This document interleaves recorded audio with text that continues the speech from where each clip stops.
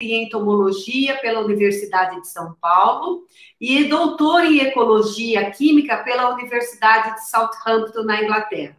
Realizou diversos pós-doutoramentos, é membro titular da Academia Brasileira de Ciências, foi membro do CNT-Bio-MCTI, foi secretário adjunto do Estado de Ciência, Tecnologia e Ensino Superior de Minas Gerais e diretor de Ciência, Tecnologia e Inovação da FAPEMIG.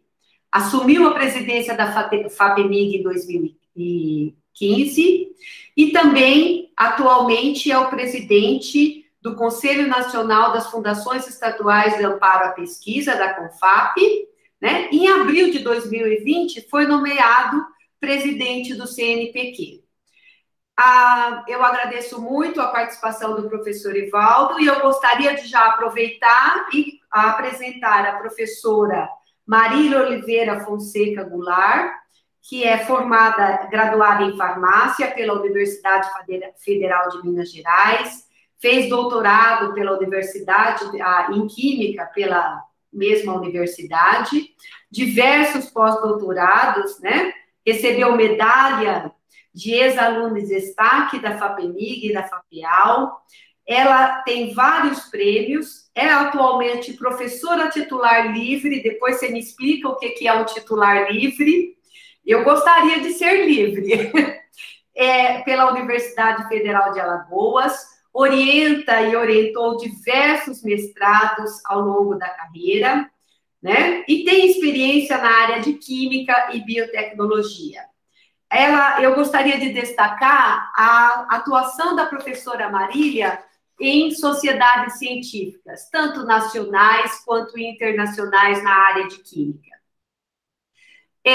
Temos também aqui a professora Suzana Inês Córdoba Torresi, que é graduada em Físico-Química pela Universidade Nacional de Córdoba, doutorado em Ciências Químicas também pela mesma universidade, e livre docente pela Universidade de São Paulo. É professora titular da Universidade de São Paulo e tem experiência e atua na área de Química, com ênfase em eletroquímica, principalmente polímeros condutores, espectroeletroquímica, sensores e biosensores. Realizou também diversos pós-doutorados, ocupou diferentes posições como presidente de comissão de pós-graduação e graduação, sendo assessora da pró-reitora de graduação da USP durante 3 anos. No âmbito internacional, foi vice-presidente da ISE, International Society of Electrochemistry, e membro titular da Academia Brasileira de Ciências do Estado de São Paulo. E agora que nós temos também o Dr. Fábio Guedes, que é graduado em Ciências Econômicas, com mestrado em Economia Regional pela Universidade Federal da Paraíba, atual Universidade Federal de Campina Grande. O Dr. Fábio Guedes é doutor em Administração pelo Núcleo de Pós-Graduação em Administração da Universidade Federal da Bahia. Bom, tem um extenso currículo do segmento de Ciência, Tecnologia e Inovação. É o novo secretário de Educação de Alagoas. Quando nós iniciamos esse convite, ele era presidente da Fundação de Amparo de Pesquisa da FAPEAL, então, e em diversas fundações. Bom, eu agradeço a participação de vocês 4 aqui nesse nosso debate, e conforme foi dito, a nossa ideia desse evento era colocar aqui uma mesa redonda, né, nessa nova posição virtual, né, onde a gente pudesse trabalhar sobre esse tema, né, que é tão rico e tão caro, né, a nós pesquisadores. Então, agora eu vou passar a palavra às minhas colegas, Suzana e Marília, para que elas passem a coordenar essa nossa mesa. Eu agradeço bastante já de antemão a participação de vocês e a gente volta a fazer as perguntas no final. Suzana, pode começar, Suzana. Pronto. Tá bom. Então, boa tarde a todos, boa tarde a todas as pessoas da mesa, e eu agradeço a Dalgisa pela oportunidade de poder participar desta mesa. E, bom, o que nós estamos, o que nós conversávamos com Marília, inclusive, nós estamos assim, bastante ansiosos por escutar o que o professor Evaldo e o professor Fábio, os nossos convidados, têm para nos contar e para discutir. E nós vamos a coordenar fundamentalmente as perguntas dos que está colocado. Eu, neste momento, estou já faz uns 5 anos na coordenação de Química da FAPESP, a Fundação de Amparo à Pesquisa do Estado de São Paulo. Então, eu fico à disposição para que o pessoal de São Paulo faça perguntas, mas não vai ter nenhum tipo de apresentação respeito de isso, porque seria uma coisa bastante local, né? Fundamentalmente para os paulistas.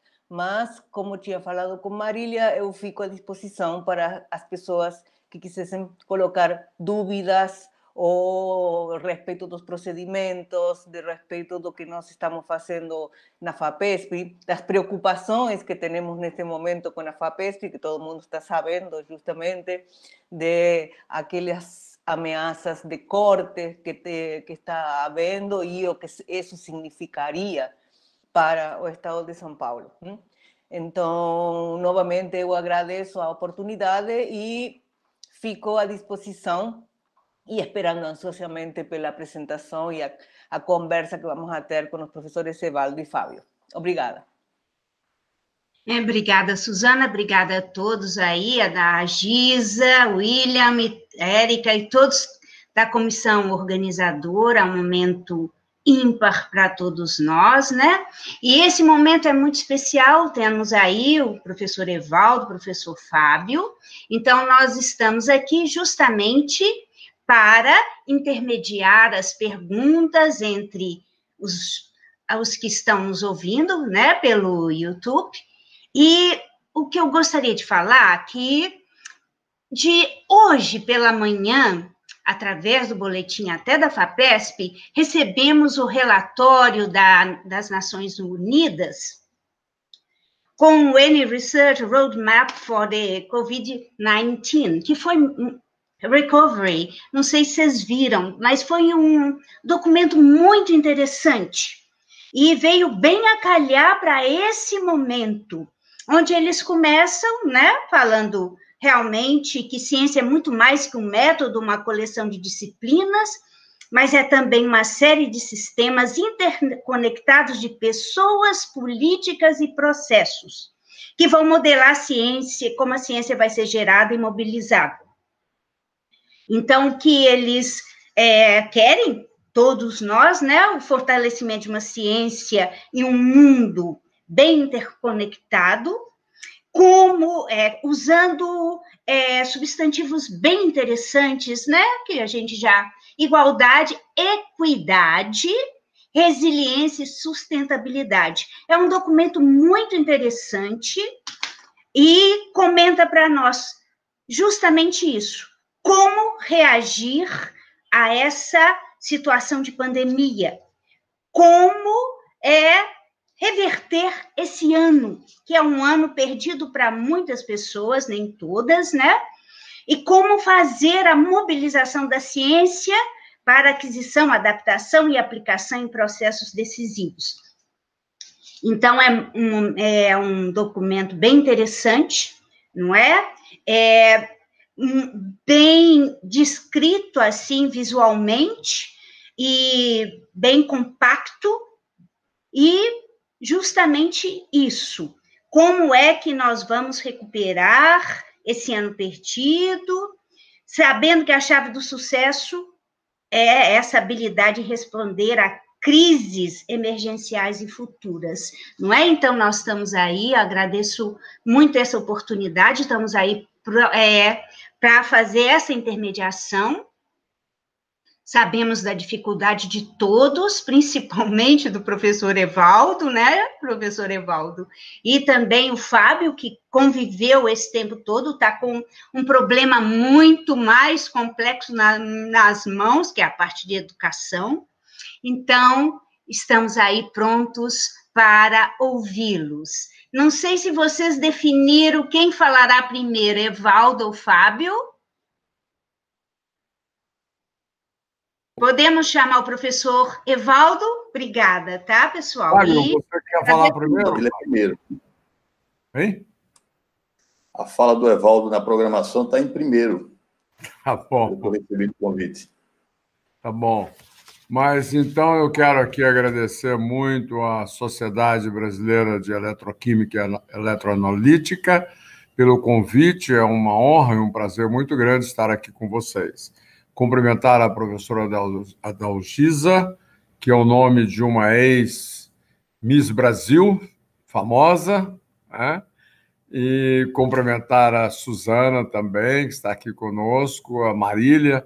Eu adoro a Marília, ela é realmente espetacular, todos vocês, mas eu conheço ela mais de perto, porque ela é mineira, ela é minha terra, e a gente tem uma longa conversa já de tempos para trás, né? E ela traz aqui para a gente uma reflexão muito bonita, é isso mesmo. Muito bom, pautou muito bem, Marília. E o Fábio, que é meu amigo, com muita honra, né? Ter um amigo como o Fábio, e se prepare para convidá-lo como ministro da próxima. Vocês convidaram como presidente da FAPEAL, agora já está como secretário, daqui a pouco já está como ministro. Se prepare. Fábio é muito capaz, é muito habilidoso também, e tem muita bagagem, e a gente torce pela juventude, né? E, já que nós estamos falando em juventude, cumprimentar também a Érica e o William aqui, jovens que estão aí conosco nessa live. Eu começo exatamente por onde a Maria... Bom, eu sempre gosto de começar essas discussões deixando alguns princípios muito claros. É dever do Estado, da nação, que preza pelo seu povo, investir em ciência. A ciência, ela é uma verdade, é a melhor verdade que nós temos para entender os fenômenos naturais, e não há futuro para nenhuma nação, para nenhum povo sem ciência, que é o mesmo que dizer sem valorização do conhecimento, né? A ciência é um componente preponderante no processo civilizatório, né? Na qualificação do ser humano. Então, é dever do Estado financiar a ciência. O financiamento público é indispensável. E a gente luta por ele. Eu vim para o CNPq exatamente por isso, né? Para contribuir, o CNPq, que sempre contribuiu para a minha formação, mestrado, doutorado, meu laboratório, tudo meus alunos, né? Tudo que eu fiz foi com a ajuda do CNPq, então eu não podia deixar de vir, apesar de um momento tão difícil, com a pandemia, e trazer minha família, porque eu não largo da minha família para nada. Então, eles tiveram o sacrifício também de vir. A gente não sabe nem quantos dias a gente vai ficar aqui, mas essa é a luta, né? A gente não pode fugir da luta. E, agora, é impressionante a quantidade de princípios, de paradigmas, né, que estão se movendo com o tempo, né? O tempo não para, ele é dinâmico, a sociedade é dinâmica, as coisas são dinâmicas, mas a tendência da gente é ficar com aquilo que nos dá conforto, né? As verdades nossas, os nossos paradigmas, os nossos princípios, né? E essas coisas estão mudando, como sempre mudaram, mas estão mudando muito rapidamente, né? E dentro disso, eu vou traçar rapidamente aqui o que eu penso sobre o financiamento da pesquisa no Brasil, fazendo uma comparação, como a Marília falou, de papers e de artigos, né, e pensamentos, reflexões feitas no primeiro mundo, que são muito válidas para a gente, mas são diferentes porque nós estamos em patamares diferentes, né? Eu considero que o Brasil entrou num momento muito importante da história da ciência no mundo, em 1951, quando ele criou o CNPq e a CAPES. Antes, nós criamos a SBPC, em 48. Então, nós entramos meio tarde nessa questão do desenvolvimento científico e tecnológico, mas avançamos muito, fizemos muito, né? E eu gostaria de me referir a isso. Mas é ainda absolutamente insuficiente por causa da dinâmica de toda a evolução, né? Eu sou sou muito ligado à biologia, minha formação toda é em biologia, eu pratico e ensino a evolução, então sou um adepto do processo evolucionário, né? E do processo evolutivo, perdão, e sei muito bem que a gente tem dificuldades de trabalhar esses conceitos no mundo atual pela velocidade que eles estão acontecendo. Mas, se nós observarmos a ciência no Brasil, ela teve momentos de altos e baixos, independente às vezes, de governos, mas ela caminhou, tá? E nós temos competências em muitas áreas, no nível internacional, no nível global. Isso graças à criatividade nossa, graças à resiliência nossa. É um milagre, realmente, que com tão pouco nós chegamos tão longe. Nós temos o benefício de São Paulo ser diferenciado. São Paulo, depois que perdeu a guerra para Minas e para o Rio Grande do Sul, eles decidiram pelo conhecimento, né, que a próxima guerra seria pelo conhecimento. Os mesquitas criaram a USP, criaram a FAPESP lá atrás, regularizado a FAPESP em 61, mas, na verdade, ela já existia antes, né? E é um modelo que agora sofre aí uma ameaça, vem sofrendo já pequenas ameaças, mas sofre, e é natural. Eu acredito que isso é uma batalha permanente, porque tem aqueles que acreditam e tem os que não acreditam. Em São Paulo, os que acreditam são muito influentes, mas uma vez ou outra sofrem um resvalo. Nos outros estados, nós já não temos tanta gente assim confiante no valor da ciência, porque o letramento em ciência e tecnologia no Brasil é muito baixo. Então, as pessoas não sabem o que é isso, né? Essa que é a grande verdade. E nós somos muito ruins para explicar, né? A ciência ela tem uma arrogância natural, né, de que se você não entende é porque você é um pária da sociedade, né? Então, você tem que me dar dinheiro porque eu sou cientista e eu que sei das coisas. Então, e essa empáfia, ela existe no mundo todo, né? E é muito exacerbada entre a gente, e isso vem nos causando algumas dificuldades. Mas hoje nós temos um mundo, e aqui eu volto à fala da Marília, onde valores novos são acrescentados, né? Hoje, a questão da sustentabilidade que ela falou é uma exigência da sociedade urbana. As coisas têm que ser sustentáveis, tem que ter sustentabilidade, né? Tem que ter sustentáveis, né? A questão da saúde, né? Hoje as pessoas se preocupam com a saúde. Os jovens se alimentam diferente, eles buscam, na ansiedade deles, não comer carne, comer veganos. Isso é absolutamente legítimo, né? Porque isso vem de uma percepção que o mundo precisa ter mais saúde, as pessoas precisam ter mais saúde, né? O protagonismo, o jovem hoje não está pensando em formar para comprar um carro, ele está pensando em formar para ser protagonista, né? Ele quer ter um papel na sociedade. É muito diferente de quando eu me formei. E ele quer a confiança. Ele busca a confiança, e as pessoas têm que ser pessoas de confiança. Isso é um elemento que, inclusive, vocês viram agora nas eleições. Apesar de toda a dificuldade, apesar de todo o primarismo da nossa sociedade, as pessoas estão votando pela confiança. Isso é muito claro para mim. Então, é um novo momento, umas dificuldades naturais. Então, voltando à história da nossa ciência, assim, muito rapidamente, nós evoluímos, nós crescemos, o CNPq teve um papel preponderante na década de 60, 70, veio construindo, né, e perguntando muito pouco, né? Então, ele distribuía recursos para as pessoas que tinha até mais recursos do que demanda na década de 70, com a ajuda do BNDES, né? Nós temos relativamente uma comunidade pequena, não é muito grande, então ele veio abastecendo. Depois, na década de 90, ele já tinha criado antes, mas consolidou programas, né?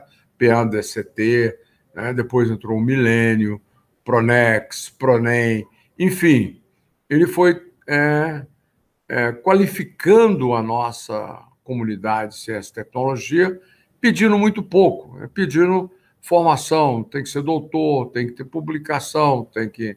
né? E foi construindo, assim, uma comunidade com recurso público que uma hora vinha, outra hora não vinha. E pela origem da nossa comunidade científica, ela se abrigou muito nas universidades, no período militar, e com isso ela sempre foi muito apartada do desenvolvimento. Ela não entende a ciência como um fator de desenvolvimento, como acontece nos Estados Unidos, como acontece na Alemanha, onde tudo surgiu, né? Tudo surgiu na Alemanha, a pós-graduação surgiu na Alemanha, e o desenvolvimento, com base em conhecimento de uma maneira mais sistemática, né? Surgiu na Alemanha, depois migrou para os Estados Unidos e depois na China absorveu isso, gastou 100 anos para aprender isso. E como a Marília disse, o essencial disso está no método científico e nas maneiras pelas quais as ciências sociais e humanidades desenvolvem novos conhecimentos, que não necessariamente é o método científico, mas a ciência é muito mais do que isso, né? Ela tem muitas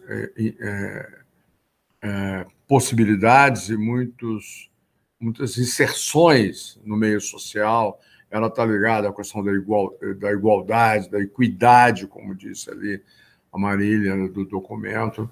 Então, essas coisas não foram muito cobradas no passado, porque nós estamos criando essa comunidade, né? E até mesmo em São Paulo, onde você tem mais recurso, mais densidade, né? A publicação era o mais importante, é o mais importante, e qualifica a instituição, qualifica o currículo, né, das pessoas, e isso é muito natural e muito legítimo.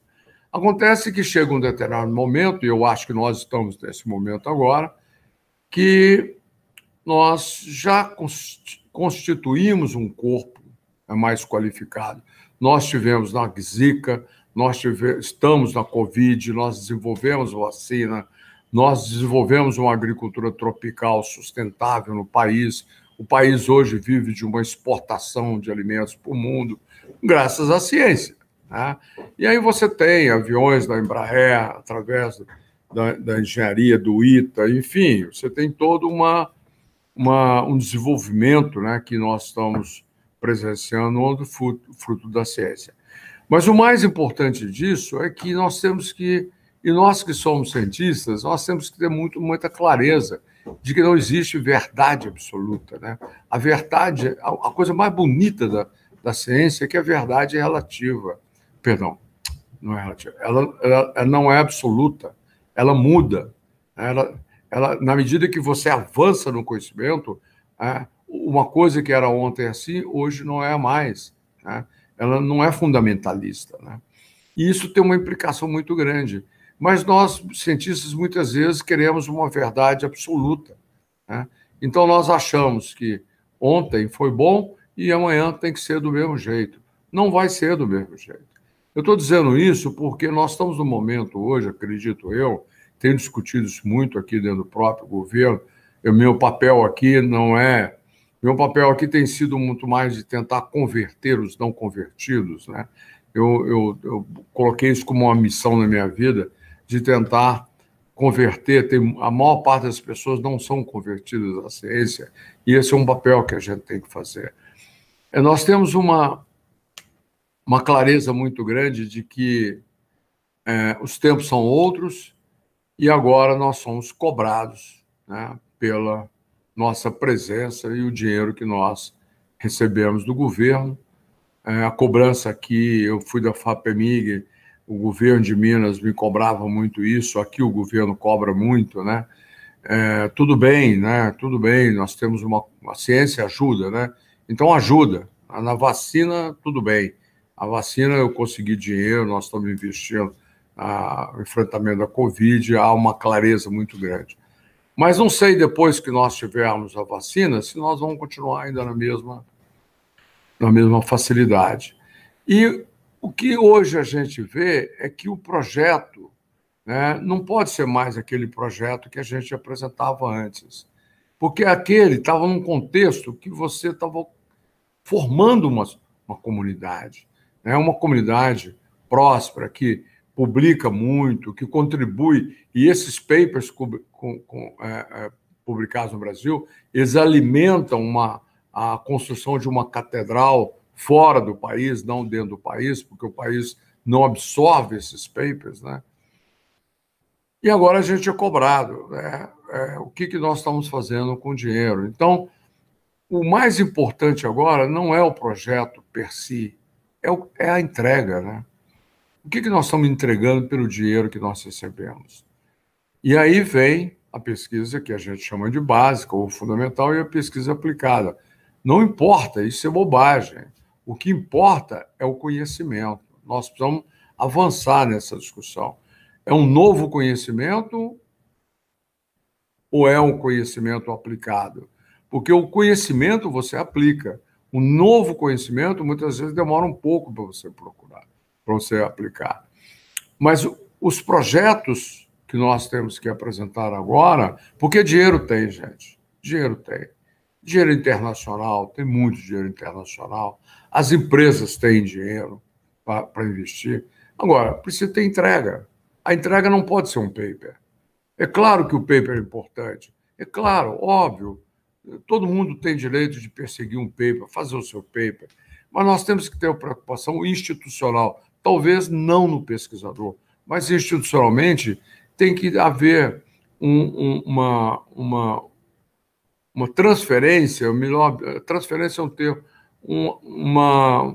um transbordamento desses conhecimentos gerados por nós para a sociedade. Porque a sociedade tem problemas demais, muitos problemas. Né? E eu tenho me embatido aqui no governo para conseguir mais orçamento para o CNPq com a promessa de que nós somos capazes de fazer isso. E nós somos capazes. Mas o governo precisa ajudar, porque o pesquisador, ele pesquisa e publica, isso é legítimo. Agora, nós precisamos criar mecanismos para que esses conhecimentos entrem numa cadeia que leva à inovação. Né? E nós precisamos ter consciência de que, ao pesquisarmos, nós podemos sinalizar. Se eu pesquiso bioquímica de pâncreas, por exemplo, né? Isso tem tudo a ver com insulina. Eu não sei o que eu vou descobrir, mas eu estou numa cadeia. Eu estou numa cadeia, claro que Bohr, quando estudou os átomos, ele não sabia que ele ia criar uma nova ciência quântica, né? Que isso ia impactar o mundo. A internet só poderia ser criada com a teoria dele. Ele não sabia nada disso. Mas ele sabia que aquilo... E nós temos que saber distinguir aquilo que é conhecimento novo, que é fundamental para o desenvolvimento do país, da humanidade e da inovação, daquilo que não presta, né? Daquilo que é uma coisa menor, que não tem sentido, que é a invenção da cabeça do pensador, né? Que não vai a nada, né? E aquilo que realmente é aplicado e que tem um valor tremendo, fantástico. Nós precisamos de pesquisa aplicada. Nós precisamos resolver o problema da sociedade. Aqui no Brasil. O Brasil, hoje, ele não produz nem antibiótico. O Brasil não produz nem antibiótico. Essa é uma questão, como a Marília muito bem falou, a ciência tem a ver com isso? Claro que tem a ver com isso. É um país que não produz nem antibiótico, né? Agora, é culpa de quem? Essa história de culpar é muito ruim. É culpa do fulano, é ruim. É culpa de todos nós. E nós temos que nos movimentar, porque senão eu tenho certeza de que daqui a pouco a gente não vai ter mais dinheiro, se a gente não fizer isso. Porque a sociedade não vai nos entender como um benefício. Como é que nós vamos resolver dificuldades que a sociedade tem, que são milhares, investindo em pesquisa que gera paper que não vai a lugar nenhum? É claro que eu estou exacerbando, porque na minha universidade, por exemplo, tem uma tradição muito grande de agricultura tropical sustentável, veio muito da minha universidade. Então, o benefício é muito grande. Você pega a UFMG, toda a metalurgia em Minas Gerais deve-se à UFMG, né? Você pega... Enfim, a gente tem muita coisa. Nós temos muito cases maravilhosos, né? Mas um país não pode viver de casos. Nós temos que ter isso numa dinâmica. Isso não é culpa de ninguém. Isso é uma coisa que nós temos que criar. Isso é parte da ciência. Ciência não é só... A Marília pautou muito bem. Ciência é muito mais do que simplesmente publicar um artigo. E a ciência é uma questão de governo. Se o governo... E eu estou aqui no CNPq lutando por isso, né?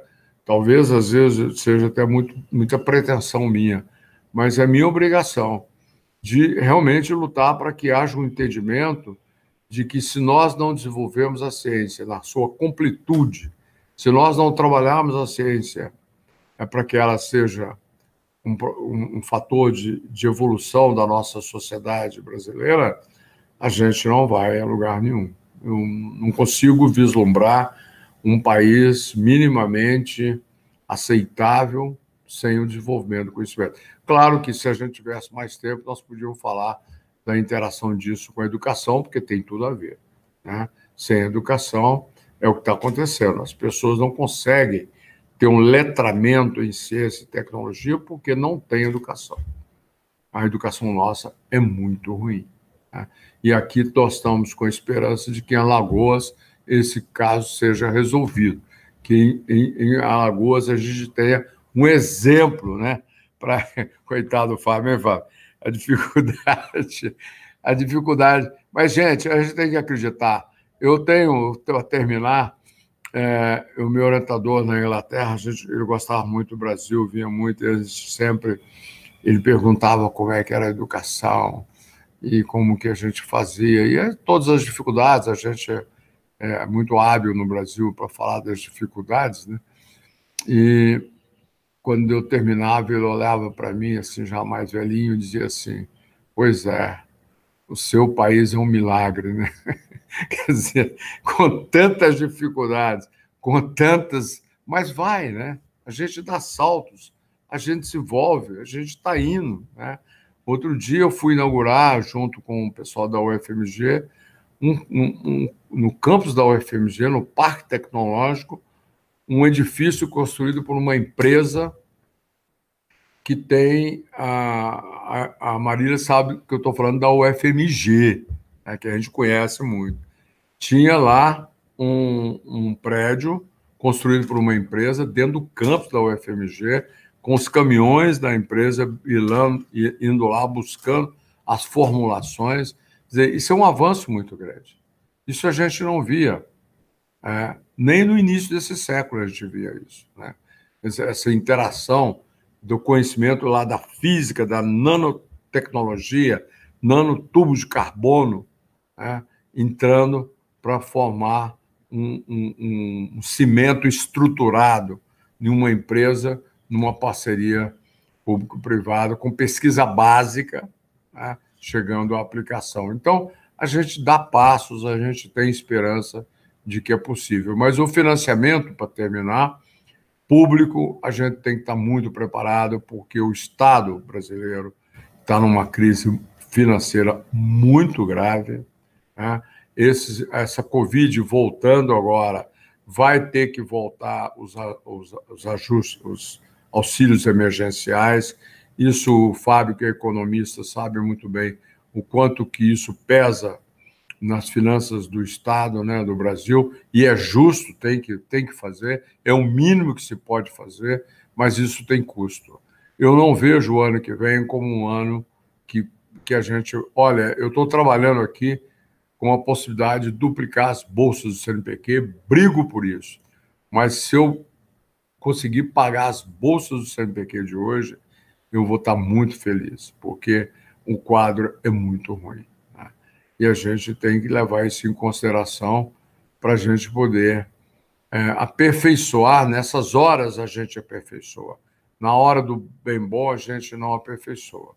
A gente tem que agora fazer um trabalho para que cada bolsa renda alguma coisa de muito útil para o país, seja no conhecimento básico, seja no conhecimento aplicado. Muito obrigado, desculpa se eu falei muito, mas fico à disposição e gostaria muito de ouvir o professor Fábio agora. Nós que agradecemos, né? Então, eu vou passar a palavra ao professor Fábio, né? E depois a gente começa algumas considerações e algumas perguntas que o pessoal está nos enviando. Bem, boa noite a todos e a todas. Praticamente já são 6 horas da noite. Eu gostaria muito de agradecer à organização da segunda reunião bienal da Sociedade Brasileira de Eletroquímica e Eletroanalítica. Cumprimentar aqui as professoras da Gilza Rodrigues, professora Marília Goulart, nossa eterna pesquisadora da Fundação de Amparo à Pesquisa e também fundadora da Fundação de Amparo à Pesquisa do Estado de Alagoas, a professora Suzana Tonese também, cumprimentá-la, Torrese, desculpa, a professora Érica Janaína também, e o William Roger, que está aqui presente. Um abraço muito especial para o professor Evaldo. O professor Evaldo é uma daquelas bússolas que a gente precisa se orientar, e eu consegui, desde quando eu cheguei ao Conselho Nacional das Fundações de Amparo à Pesquisa, em 2015, janeiro de 2015, presidindo a Fundação de Amparo à Pesquisa de Alagoas, eu aprendi muito com o professor Evaldo, e foi um privilégio trabalhar esses quase 5 anos ao lado dele, ter sido seu vice-presidente no Conselho Nacional das Fundações de Amparo à Pesquisa, e também acompanhar a sua ida para o CNPq, e mesmo estando no CNPq, ele ajudou e colaborou muito com o CONFAP e com a nossa gestão. E tem colaborado e tem ajudado nessa nossa nova empreitada que estamos à frente, que é a Secretaria de Estado da Educação de Alagoas, que o desafio é gigantesco. Eu costumo dizer, professor Evaldo, que nós saímos assim de uma situação tipo Uruguai, não é? País pequeno, arrumadinho, azeitado, e fomos parar na China, ou seja, a complexidade, não é, da missão é muito grande, os números são estratosféricos, e não enfrentamos na área da educação os mesmos problemas que permeiam aqui essa discussão. Financiamento da pesquisa pós-pandemia. Na educação, o problema é de outra natureza, não é de financiamento, muito pelo contrário. Nós temos um fundo de desenvolvimento da educação básica, que é muito robusto, e esse fundo ele foi renovado este ano, e está, nesse momento, na Câmara dos Deputados para sua regulamentação. Então, ele vem muito robusto para os próximos anos, e, além disso, muito provavelmente teremos uma mudança fundamental no financiamento da educação brasileira, porque nós, nos indicadores, temos lá sempre o investimento em relação ao PIB em educação no Brasil é de 5%. Estamos na média dos países da OCDE. Mas esse número ele é um pouco irrealista, mesmo considerando o robusto financiamento da educação brasileira. Mas ele é irrealista porque boa parte do que está contabilizado em 5% do PIB em financiamento da educação é pagamento de previdência e inativos e pensionistas, não é? Então, muito provavelmente, o Supremo Tribunal Federal vai proibir essa prática, esse usar recursos do Tesouro, ou dos tesouros estaduais e do Fundo Nacional de Desenvolvimento da Educação Básica para pagar previdência. Então, tem que ser aplicado em educação. Então, veja que nos próximos anos, muito provavelmente, teremos um sistema de financiamento da educação muito forte, considerando também que o Brasil ele goza de uma situação muito diferente dos países da Europa, que é o bônus demográfico. O número de jovens, crianças e jovens em idade escolar vem diminuindo ao longo do tempo, em razão justamente do crescimento da população mais idosa. Então, nós temos essa situação, se combinada com o crescimento econômico, teríamos uma condição espetacular de avançarmos na educação. E eu não vejo a educação separado, de maneira alguma, do desenvolvimento da ciência, da tecnologia e inovação. Eu acho que, inclusive, uma das talvez saídas, não necessariamente para financiamento da ciência em pesquisa aplicada e a pesquisa básica, mas especialmente na popularização da ciência, na iniciação da ciência, colar justamente essas condições de financiamento que vão ser muito favoráveis para a educação nos próximos anos, colar justamente se apropriar os movimentos defensores da ciência, tecnologia e inovação, uma aproximação muito mais estreita através tanto da CAPES, como especialmente do CNPq, com as áreas de educação. Nós temos aí um amplo espaço para iniciar nossas crianças, principalmente os jovens, no campo da ciência e terem continuidade com um projeto de vida. Então, isso é um contexto mais geral que eu estou colocando, porque são situações completamente distintas nesse momento. Por um lado, nós temos uma certa escassez em razão da crise orçamentária que estamos vivendo, e que é uma crise que se arrasta de 2015 para cá. Então, 2015 para cá, nós observamos uma queda cada vez mais acentuada do financiamento à ciência brasileira, seja ela pelo Ministério da Ciência e suas agências vinculadas, o CNPq e a FINEP, seja essa queda acentuada no Ministério da Educação, e especialmente na CAPES e no financiamento da pós-graduação brasileira. Isso acontece especialmente no momento em que o Brasil tinha avançado consideravelmente no sistema de produção da ciência, tanto no número de programas de pós-graduação e expansão da universidade, como também na formação de novos e jovens pesquisadores, em que pese nós temos ainda uma média de número de doutores por 100 mil habitantes muito baixo, comparado à Alemanha, comparado a Portugal mesmo. Nós temos 7,5% de doutores por 100 mil habitantes, diferentemente da Portugal, que tem um número em torno de 20 a 25 doutores por 100 mil habitantes. Ou seja, temos um espaço muito amplo para a formação de pesquisadores e doutores no Brasil. Por isso que eu acho extremamente importante nós trabalharmos essa semente lá na educação básica, para que a gente possa avançar e termos mais pesquisadores, não formados com a cultura da ciência, ou então picado pelo mosquitinho da ciência na universidade, mas sim já picado ali no ensino médio, principalmente, e no ensino fundamental. Nós temos uma situação no Brasil hoje que eu vejo que é muito problemática, e nesse sentido nós não podemos discutir ciência somente pelo prisma da busca de mais recursos. Precisamos de um projeto de desenvolvimento do país. Nós não temos um projeto de desenvolvimento do país. Sem esse projeto de desenvolvimento do país, nós caímos somente na discussão da busca pelo financiamento, da busca por mais recursos, sem termos grandes vetores ou grandes eixos que definam para onde é que o país quer caminhar para os próximos 50 anos. O país parou, de certa maneira, em termos relativos, de produzir riqueza, porque há pelo menos 30 anos estamos enredados numa situação econômica e macroeconômica que tem prestigiado muito mais, o ganho rentista, o ganho através de aplicações financeiras, no jogo dos mercados financeiros, do que na produção com progresso técnico e também na produção de riqueza e bens materiais. Basta ver o que o professor Evaldo colocou. Essa pandemia revelou nossa fragilidade de atender o mercado desde a produção de máscaras a produtos e equipamentos médicos, ou seja, e também farmacêuticos. Ou seja, nós ficamos de joelhos nesse momento da pandemia, porque a nossa indústria já vem caindo em relação ao PIB, em termos de valor agregado, de maneira acentuada. Em torno de 10% a 12% hoje a indústria representa da produção da riqueza mundial. Não é?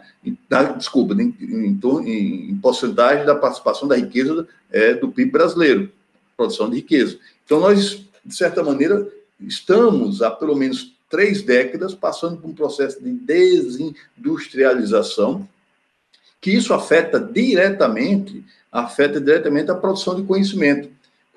Temos uma dificuldade imensa de atrair empresas e indústrias para poder firmar ou fixar parcerias com as nossas, os locais, nossos centros de produção de conhecimento. Vejamos, por exemplo, a iniciativa da Embrapi, que é uma iniciativa fantástica, mas veja a limitação que tem a Embrapi, de buscar conectar os nossos centros de pesquisa e desenvolvimento com as demandas da indústria. Por quê? Porque a indústria brasileira ela olha para o mundo e vê na gôndola as tecnologias que se pode comprar. Comprar como? Um câmbio que há quantos anos nós percebíamos um câmbio, um dólar barato, o que permitia nós termos hoje e permitiu chegarmos a uma situação onde a indústria brasileira ela depende muito mais de tecnologias importadas e insumos do que a produção nacional. Então, sem um projeto de país, fica muito difícil a gente discutir o financiamento da pesquisa e para onde vamos, inclusive, com a educação, que é diferente do que alguns países têm, ao longo dos últimos anos, têm, de certa maneira, apresentado. Aí não precisa ir muito longe. A China, a Coreia do Sul, Israel, a própria economia norte-americana também perdeu essa capacidade de se pensar como nação e ter um projeto de país para frente. Por quê? Isso já foi cumprido nos últimos 50 anos e transferiram essa responsabilidade para o Sudeste Asiático. Então, continuamos no Brasil, nesse momento, com uma situação que até meados dos anos 80, início dos anos 90, nós parecíamos que ia resolver, nós temos uma diversidade produtiva maior. Nós agora estamos diminuindo essa diversidade produtiva, temos uma baixa diversidade produtiva, em vez de termos uma estrutura produtiva mais diversa, com uma especialização cada vez maior em produtos minerais, vegetais, voltados para a exportação, no mundo em que a tecnologia e o desenvolvimento científico está revolucionando. Basta ver o que, por exemplo, para onde está caminhando os chineses e os israelenses na produção de bens vegetais. Vejam, eles estão começando a produzir carne em laboratório. Nós somos o maior produtor de frango do mundo. Frango, traz a reboque a produção de soja. Praticamente soja, frango, 40% a 60% do frango é soja. Então, a gente exporta soja fantasiada de frango para o mundo. Então, daqui a um momento, quando, por exemplo, num país como a China, começar a ficar um pouco mais suficiente na produção de bens vegetais e animais, para onde vamos com essa nossa produção e nossa especialização produtiva? Além disso, nós temos uma forte heterogeneidade tecnológica. Poucos nichos de mercado são elevadamente produtivos e avançados tecnologicamente, mas a boa parte da nossa produção ela é uma produção que tem pouco valor agregado. Basta ver a pauta de exportação brasileira, como é que ela se situa, e a pauta de importação. E, além disso, uma oferta ilimitada de mão de obra, uma oferta ilimitada de mão de obra de baixa produtividade e níveis escolares muito baixos. Então, precisamos de um projeto de país, um projeto de nação, um projeto de desenvolvimento. Esse projeto, ele tem que trazer necessariamente a reboque o papel da ciência e da educação como elementos transformadores dentro desse projeto. E que esse projeto esteja dentro da execução orçamentária do Estado brasileiro. dentro da execução orçamentária do Estado brasileiro. E quando nós observamos como é que está a execução orçamentária neste momento, passamos por uma crise muito séria com a pandemia, estamos com as finanças muito combalidas, não é? E que dificilmente vamos recuperar nos próximos 5, 10 anos, uma situação de 5, 10 anos atrás, tanto de crescimento econômico como também de orçamento federal. A situação não é fácil, torcemos, do ponto de vista do financiamento à ciência e à pesquisa no Brasil, que avance na Câmara dos Deputados, não é? A lei que descontingencia o Fundo Nacional de Desenvolvimento Científico e Tecnológico, e que esse fundo ele seja um fundo cumulativo, ou seja, aqueles recursos que não sejam executáveis no exercício, ele possa ser transferido por exercício posterior. Isso dará um alento muito grande, não é, à ciência brasileira, porque o FNDCT, que tem na FINEP, né, sua secretaria executiva, é o Fundeb da ciência brasileira. Se eu discutir que o Fundeb, né, vem mais robusto aí o ano que vem, graças que a educação brasileira conta com o Fundeb, a ciência brasileira tem que contar com o FNDCT.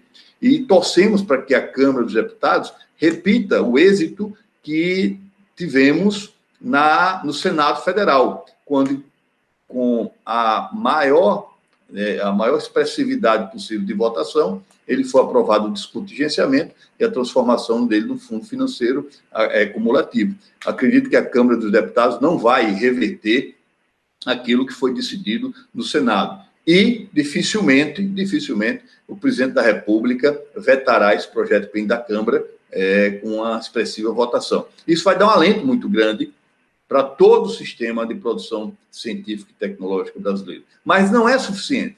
Não é suficiente porque o Brasil tem muitos problemas, né? E que exige da ciência sua participação ativa, desde as doenças negligenciadas ao combate à pobreza e também ao combate ao analfabetismo. Precisamos de ciência para também resolver os problemas muito sérios nas nossas cidades, nas nossas grandes metrópoles. Precisamos de ciência para resolver, né, problemas muito sérios, né, no lado da bioeconomia, né, na bioprodução, que hoje nós observamos, por exemplo, né, com relação ao que estamos sofrendo no meio ambiente. Precisamos retomar né, o prestígio da ciência e do conhecimento para poder recuperarmos o que foi, né, degradado nos últimos anos, o que poderá nos colocar numa situação muito difícil lá pela frente, porque isso trará ainda mais situações entrópicas e que poderá, de certa maneira, mexer ainda mais, né, com a natureza, o que, né, deixa a sociedade muito vulnerável para novas pandemias no futuro. E o que precisa ainda mais de ciência. Ou seja, de certa maneira, nós temos um papel fundamental nesse momento. Primeiro, para discutir o nosso papel do desenvolvimento científico e tecnológico dentro do projeto nacional, não é? Os nossos dilemas para o futuro e os problemas que não foram resolvidos ainda numa economia e num país ainda periférico, com vários problemas que não foram superados e que só foram agravados nos últimos 30 anos. Não é? Eu fico muito preocupado quando o professor Evaldo coloca, não é, da situação em que nos encontramos orçamentariamente, porque o CNPq, nesses últimos 6 décadas praticamente, teve um papel elementar no país e não pode somente ser uma agência pagadora de bolsas, tem que ser uma agência fomentadora da ciência brasileira. Uma agência federal dessa magnitude não pode ficar, por exemplo, menor do que uma agência estadual como a FAPESP.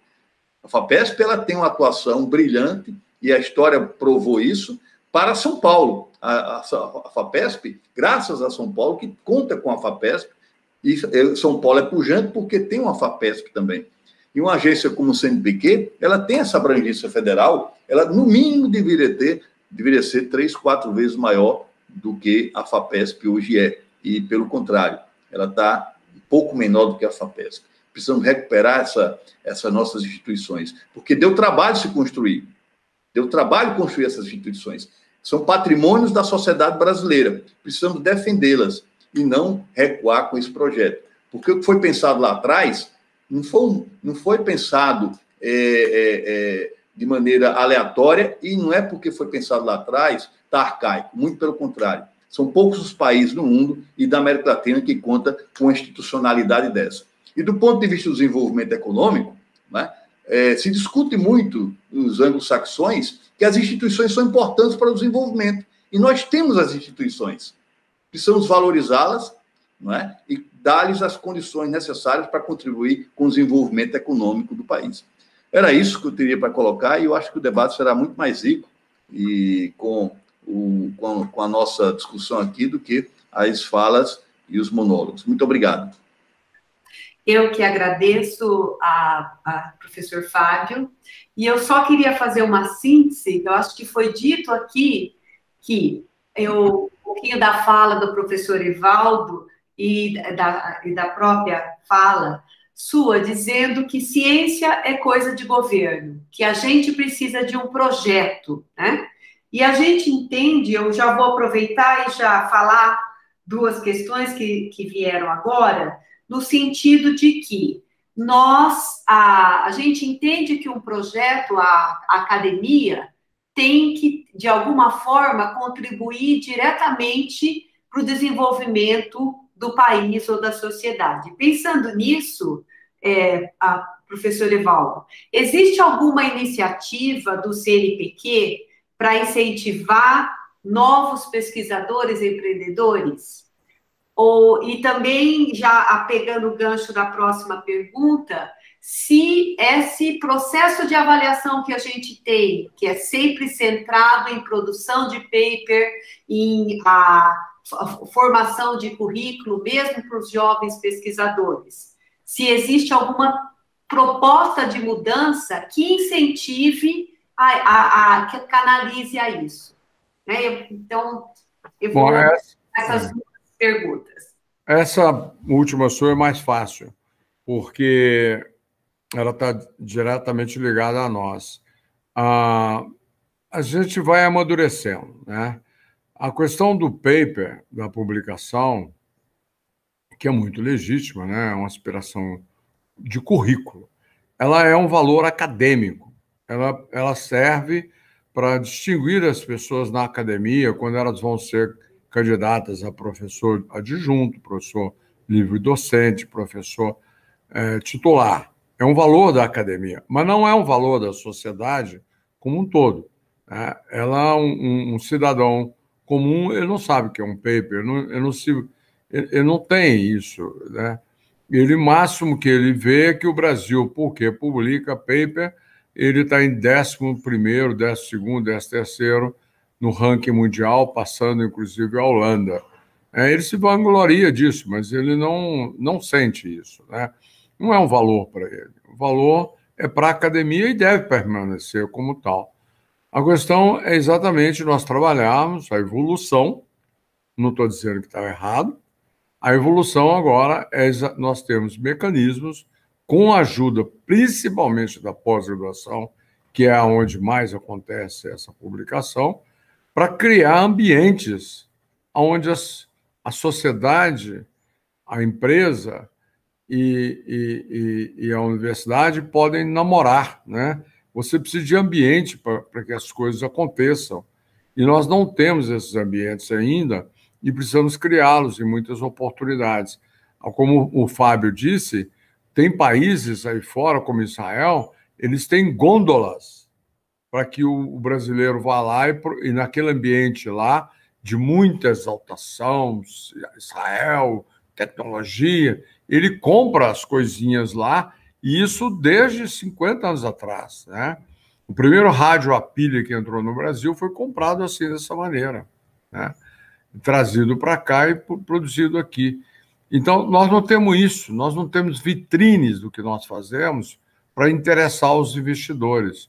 Nós precisamos criar isso. E aí é onde entra o governo. Você começou muito bem aí a sua fala, claro, sua fala toda, mas você colocou um ponto fundamental. O papel de um governo é organizar a sociedade, né? Antes de mais nada. E isso é o papel de um governo, contando conosco, claro. Nós não vamos ficar aqui esperando o governo fazer, nós estamos lutando para que isso seja feito e contribuindo, né?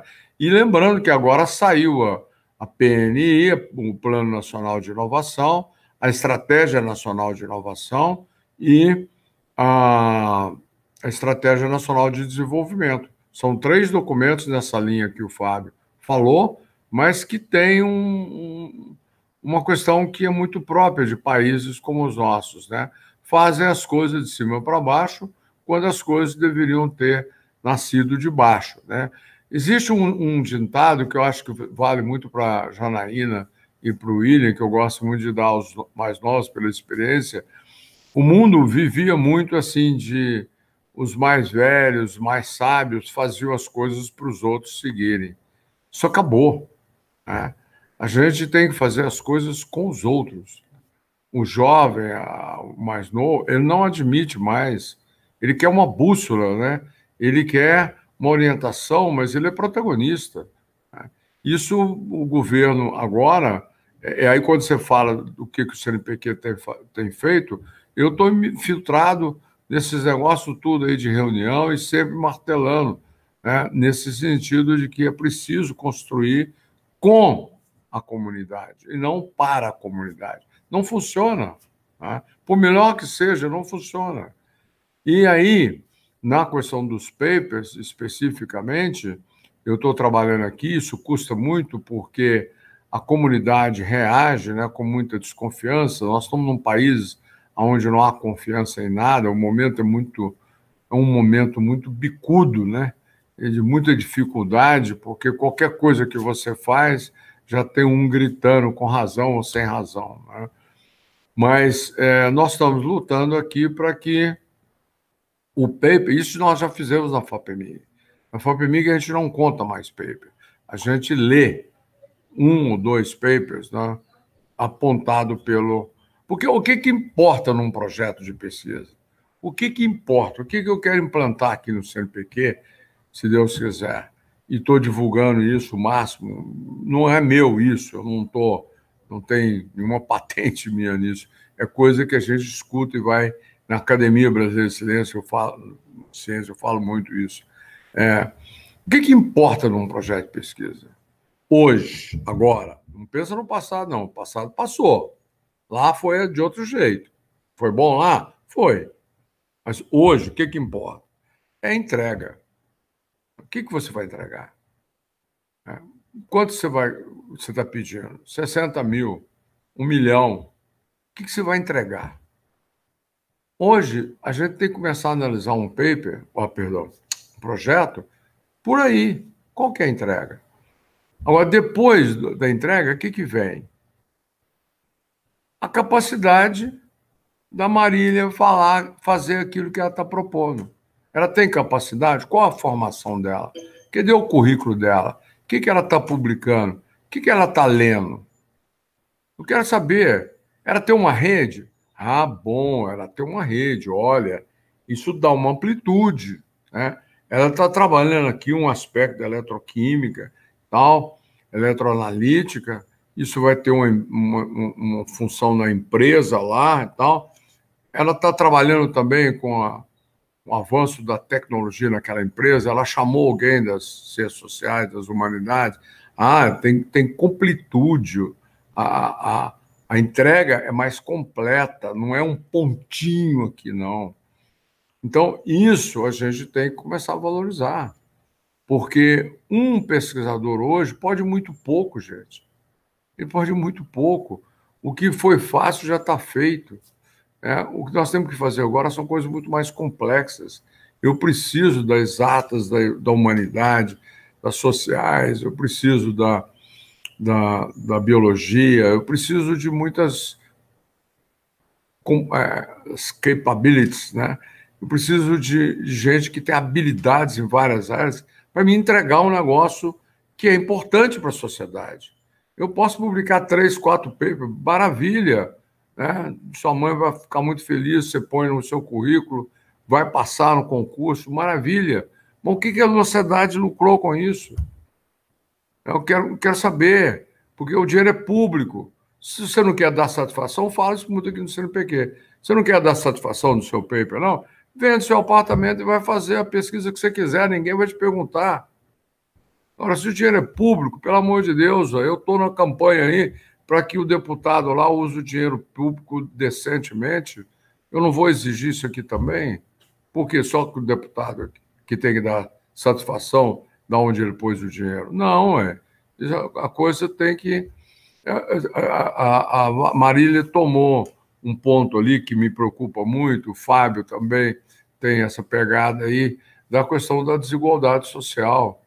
Nós temos que fazer muito, gente. Não podemos conviver com isso, não. Isso é um problema da ciência. Não adianta falar que está fora disso, que não está. Né? O conjunto está tudo junto. Né? Então, as entregas, sabe, Adalgisa, eu acho que é o ponto mais estrangulante hoje. Eu tendo, não sei se vou conseguir. Se a entrega é ruim, joga fora. Não prossegue, não analisa, não interessa quantos papers o cara publicou. Tem muita gente publicando porcaria por aí.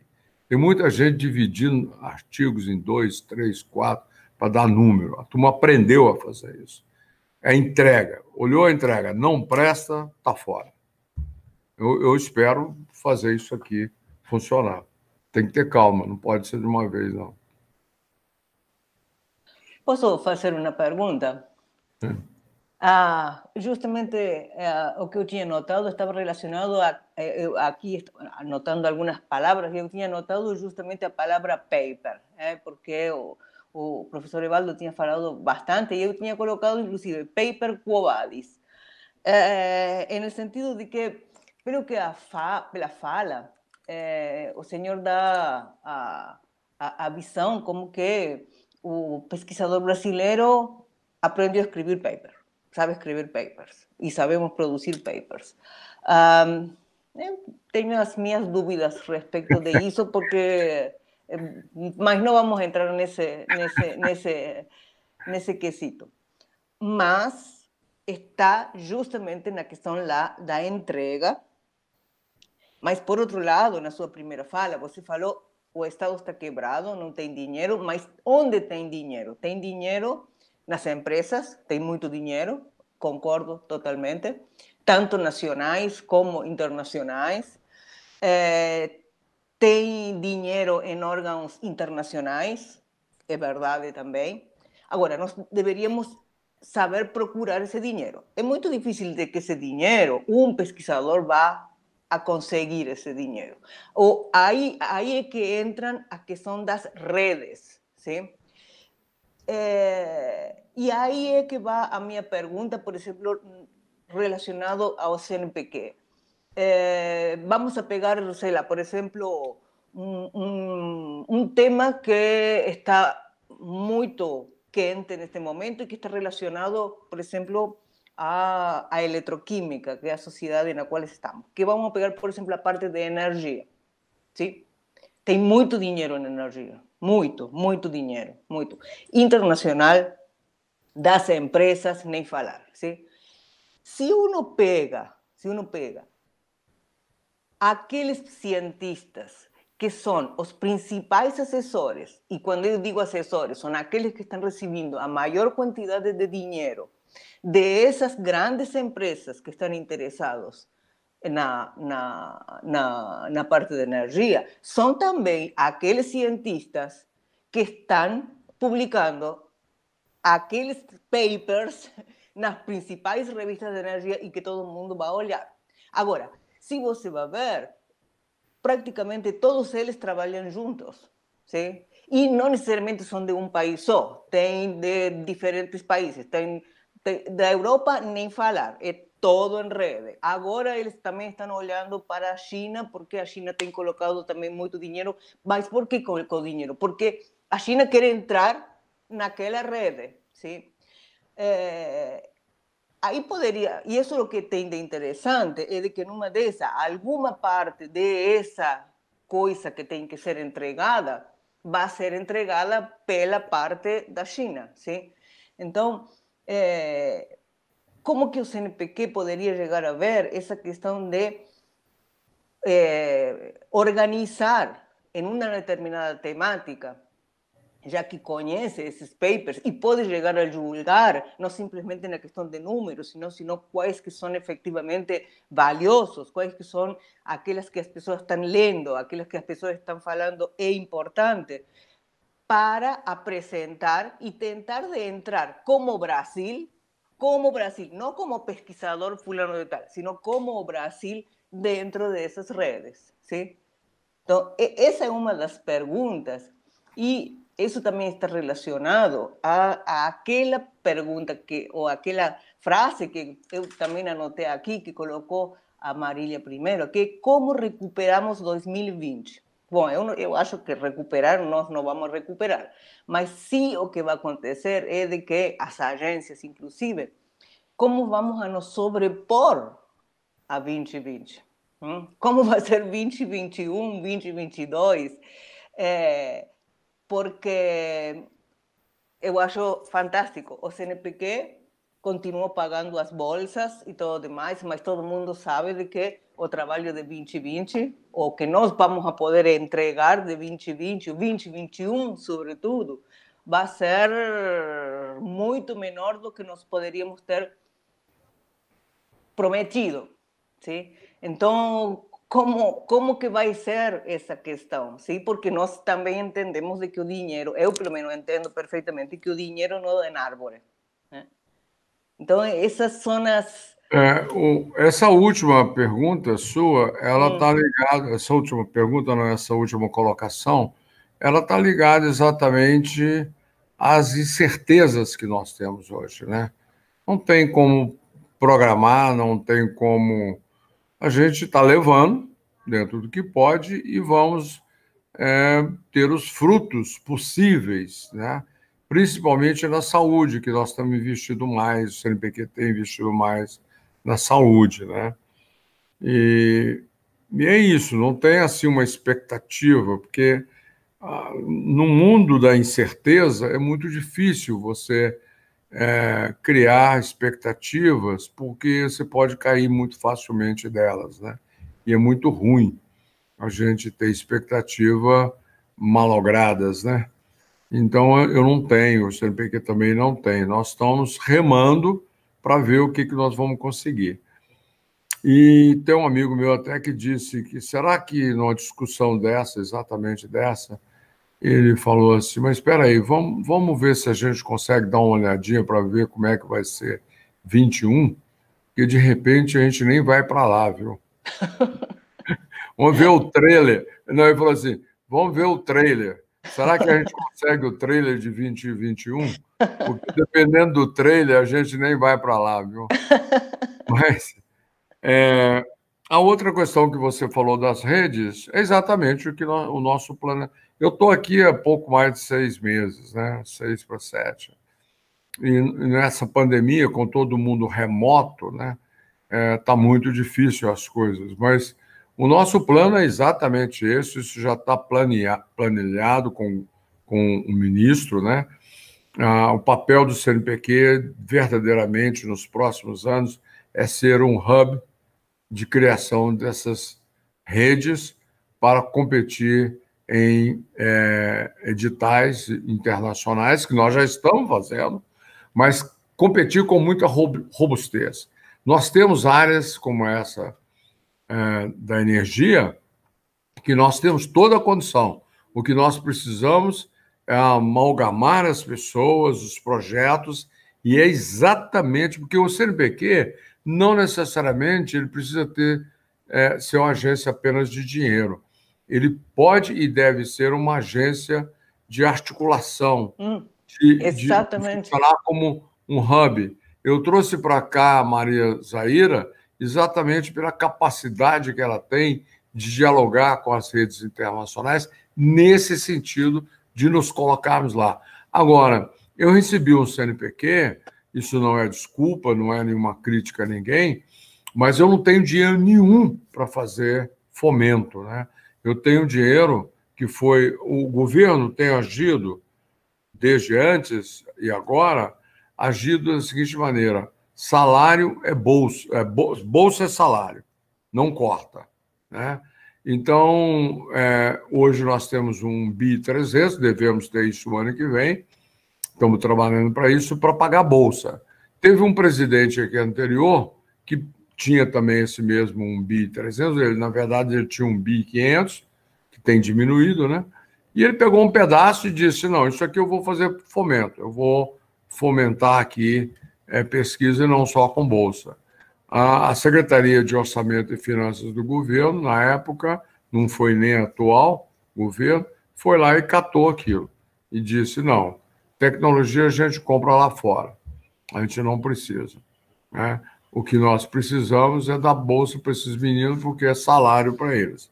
Então, eu tenho muito receio agora, nesse momento, de falar o seguinte, olha, nós vamos diminuir o número de bolsas, porque para cada bolsa eu vou dar um pedacinho de fomento, né, de custeio, de equipamento, para movimentar. Eu tenho receio, eu estou novo aqui, e eu tenho informações de que se eu fizer isso, eu vou perder o orçamento.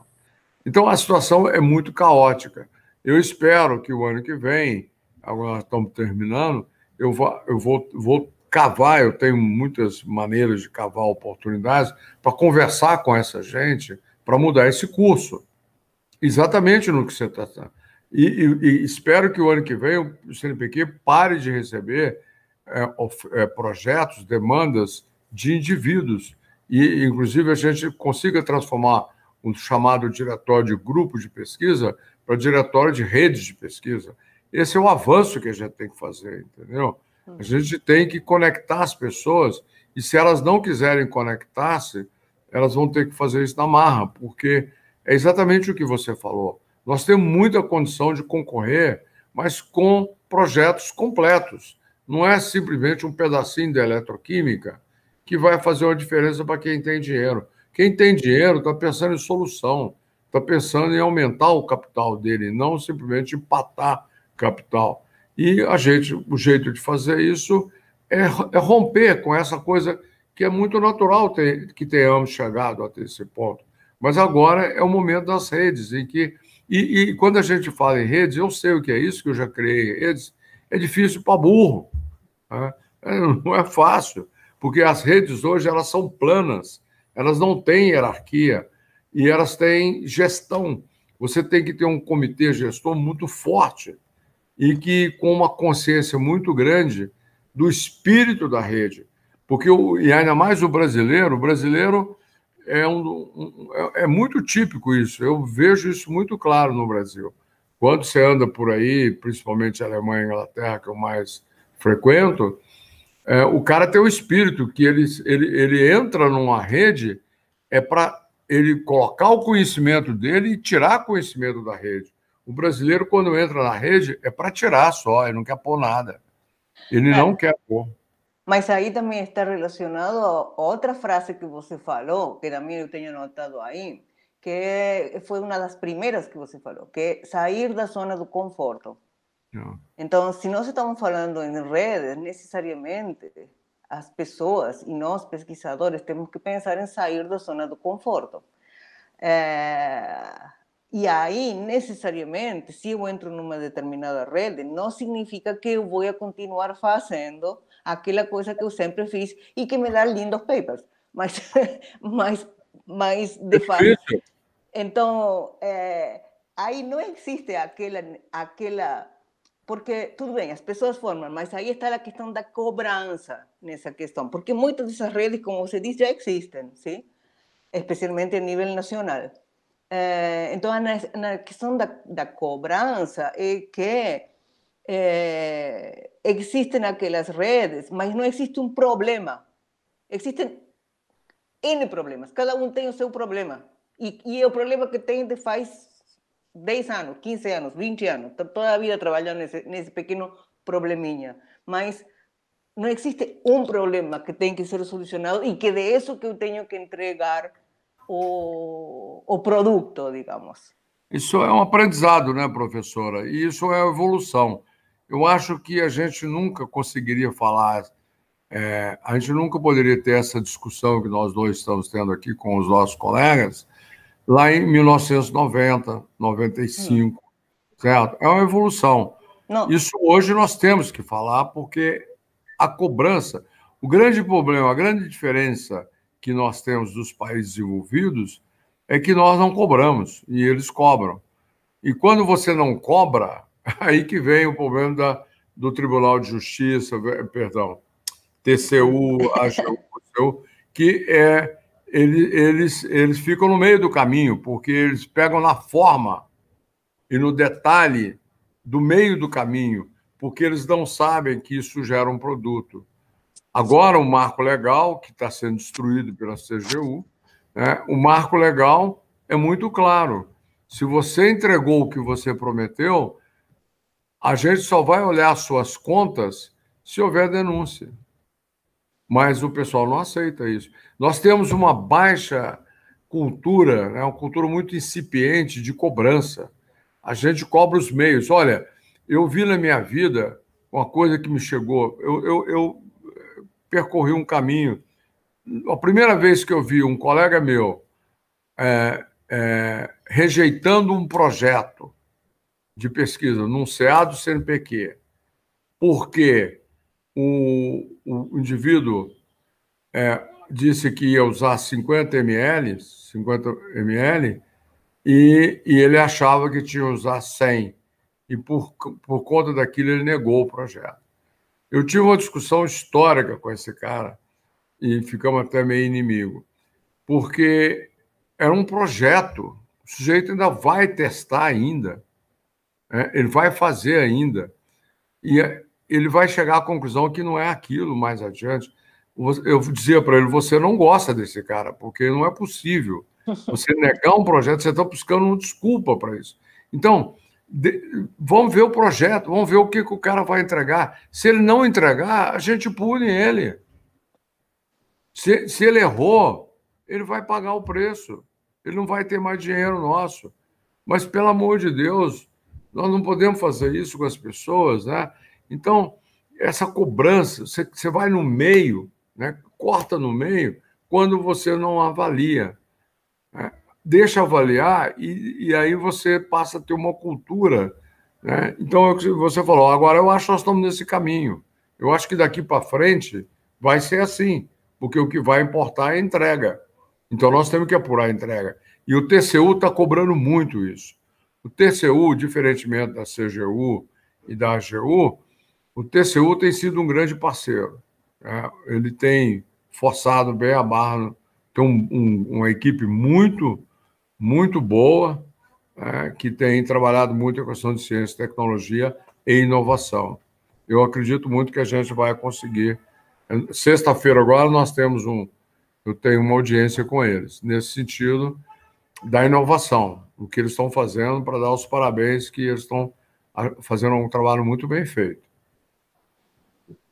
Gilza, deixa eu só fazer uma pergunta para o Evaldo. Como é que nós vamos trabalhar? Nós vamos continuar a discussão, Gisa?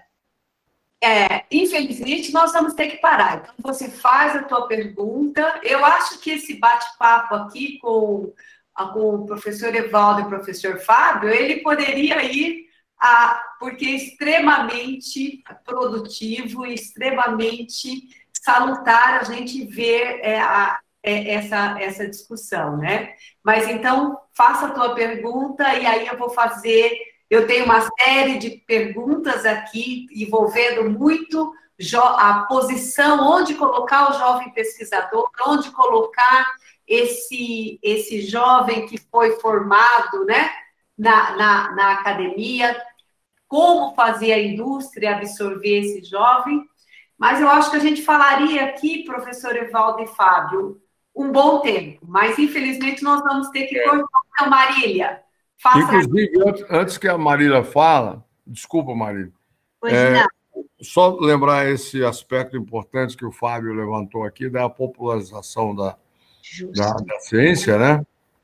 E de cuidar dos pequenos. Eu acho que a gente tinha que levar muito, e eu tenho certeza que o fato do Fábio ter saído da FAPEAL e ido para a educação é um ganho muito grande, porque ele tem experiência e sabe que muito investimento tem que ser feito nesses pequenos para que a gente mude a percepção, o letramento em ciência e tecnologia no país, porque investir em velho é perda de tempo. Nós temos que investir nessa meninada, né, que está vindo aí, que é muito boa. Eu acho que a juventude no Brasil, a moçada no Brasil, os meninos, é de uma qualidade espetacular. Mesmo aqueles mais pobres, eles têm uma luta muito grande pelo conhecimento, acreditam no conhecimento como um fator de ascensão social. Então, a gente espera muito que o Fábio, né, dê boas notícias para a gente. A gente não pode cobrar dele agora, que ele acabou de chegar lá. E ele enfrenta um problema muito grave, que o corpo de professores, muitas vezes, tem aquilo que a Suzana falou muito, que é o conforto, né? E às vezes, a defasagem, né? E a capacitação é um pepino muito grande. A capacitação, ela para funcionar, a gente tem que ser sempre uma coisa que eu deixei de falar com a Suzana também, a gente usar muito a sementinha, né? A cenourinha, né? Desculpa, a cenourinha. Você tem que dar uma cenourinha para que a pessoa pegue. Mas eu desejo ao Fábio aí muito sucesso e tenho certeza, pela trajetória dele, que o governador fez um bom investimento e a gente vai ter aí a possibilidade de casar mais ciência, tecnologia e essa questão da divulgação, né? Marília. Tá bem, eu acho que a Giza, os jovens pesquisadores devem estar ansiosos, mas eu quero falar sobre avaliação, porque participar de um momento como esse é tão bom para nós, mas são poucos momentos, porque 50% do nosso tempo é gasto com burocracia, preencher formulário, e não vale a pena mostrar quantos papers. Então, isso tem que mudar no Brasil. Toda a questão de avaliação, porque eu estou aqui envolvida em preencher um mundo de formulários, sucupira para cá, etc. para lá. Então, realmente, se a gente não mexer com isso, nós não vamos crescer. Mesmo os velhos e tudo, que nós queremos fazer coisas novas ainda. Outra questão é a junção das agências financiadoras. Não é esse papel importante para esse momento tão decisivo e tão complexo. Então, cada um trabalhando em conjunto, em rede, para ver, né, essa situação. Isso é recomendado também no relatório da Unesco. Mas é só um comentário. Acho que as questões que a Giza vai colocar são mais importantes para a expectativa desses jovens que estão nos ouvindo. Realmente, eu estou aqui sendo cobrada pelos nossos pessoal da transmissão. Eu gostaria de ficar aqui muito mais tempo, mas eu vou ter que finalizar.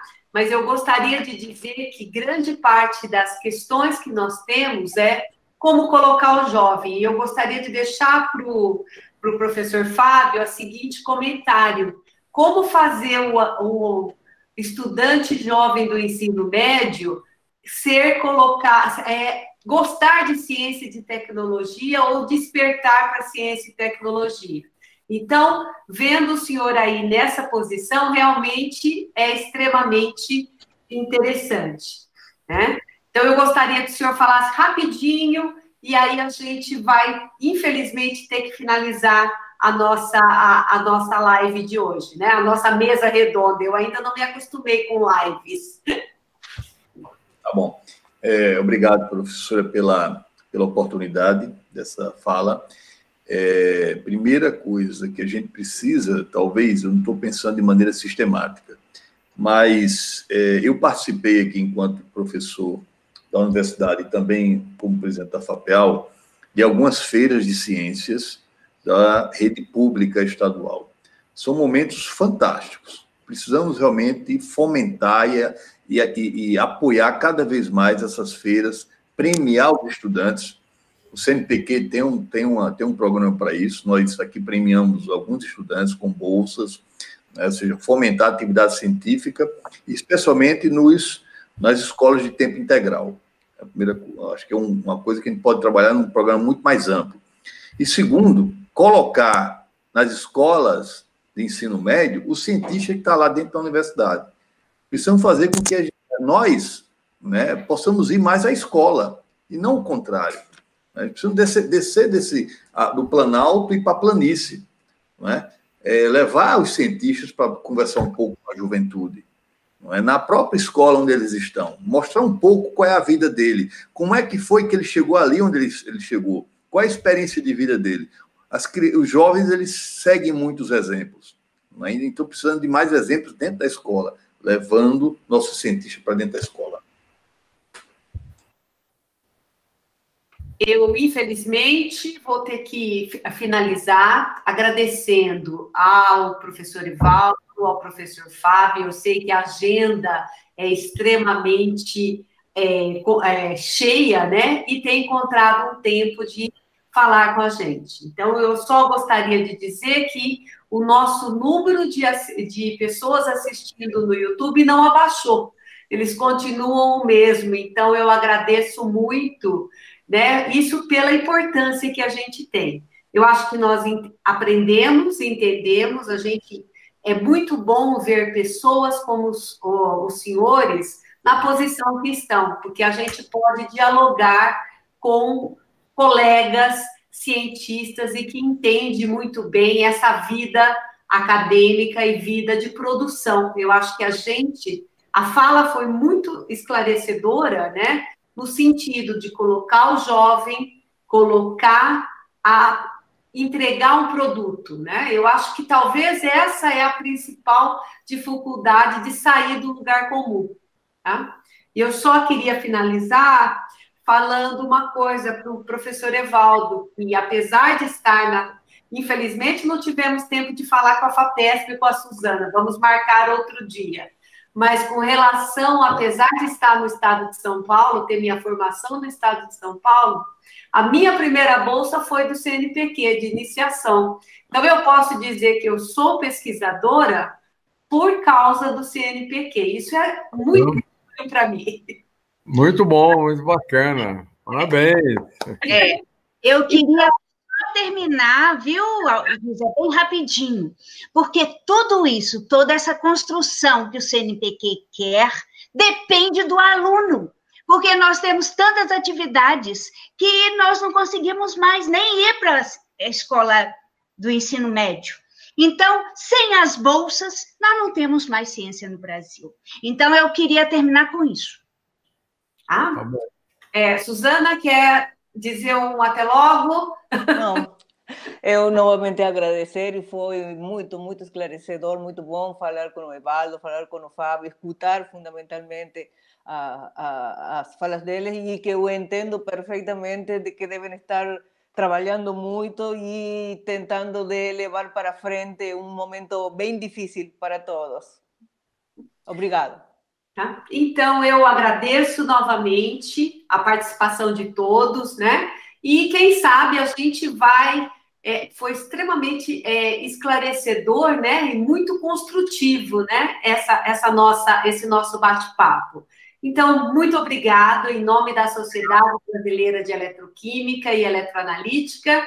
Eu agradeço a disposição de todos e vamos construir, né? Começar a trabalhar para entregar um produto para fazer realmente diferença. Tá?